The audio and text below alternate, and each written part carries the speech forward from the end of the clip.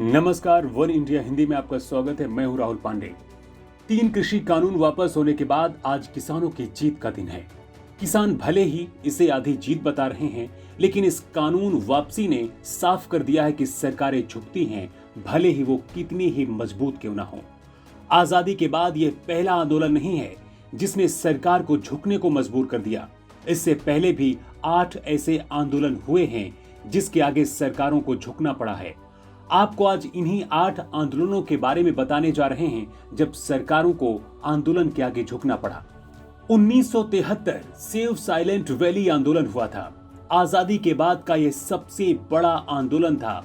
1970 में केरल राज्य विद्युत बोर्ड ने एक हाइड्रो इलेक्ट्रिक डैम बनाने का प्रस्ताव रखा था। यहां जैसे ही बांध बनाने की घोषणा हुई, यहां के लोग उग्र हो गए और विरोध प्रदर्शन करने लगे। इसका असर ये हुआ कि 1980 में केरल हाईकोर्ट ने सीधे पेड़ काटने पर रोक लगा दी थी।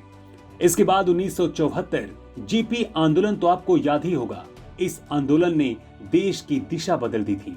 बिहार सरकार में मौजूद भ्रष्टाचार के खिलाफ बिहार के छात्रों ने यह आंदोलन शुरू किया था। इसकी अगुवाई जयप्रकाश नारायण ने की थी।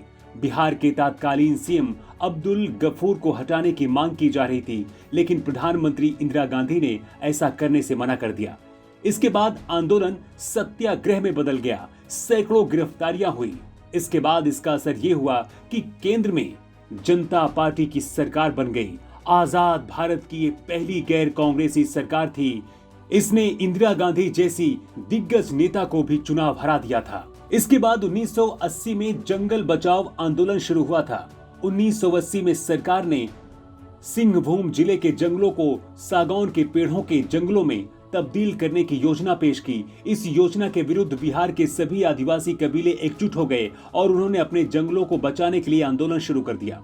इसका असर ये हुआ कि लंबे समय बाद 2006 में वन अधिकार विधेयक के रूप में इस आंदोलन को बड़ी सफलता मिली। इसी तरह से 1995 में नर्मदा बचाओ आंदोलन शुरू हुआ था। ये आंदोलन नर्मदा नदी पर बन रहे बांधों के खिलाफ था। इसमें आदिवासी, किसान, पर्यावरणविद और मानवाधिकार कार्यकर्ताओं ने सरकार के फैसले का विरोध किया था। इसके बाद 1995 में सुप्रीम कोर्ट ने सरकार को आदेश दिया कि पहले प्रभावित लोगों का पुनर्वास किया जाए, तभी काम आगे बढ़ाया जाए। बाद में कोर्ट ने हालांकि बांधों के निर्माण को भी मंजूरी दे दी थी। 2011 का अन्ना आंदोलन कौन भूल सकता है।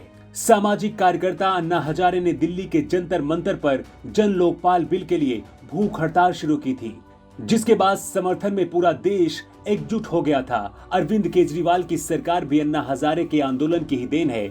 इसका असर ये हुआ कि 2014 में कांग्रेस की मनमोहन सरकार को चुनाव में बड़ी हार का सामना करना पड़ा। हालांकि जन लोकपाल बिल अभी भी एक सपना ही है। 2012 में निर्भया आंदोलन हुआ था। दिल्ली में चलती बस में फिजियोथेरेपिस्ट से गैंग रेप के बाद यह आंदोलन शुरू हुआ।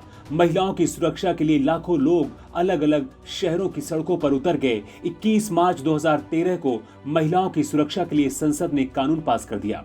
इसके साथ ही निर्भया फंड जैसी तमाम चीजें बनी और कानूनों में भी सुधार हुआ था। इसके बाद आता है 2020 से शुरू हुए किसान आंदोलन के बारे में तो आप विस्तार से जानते ही हैं।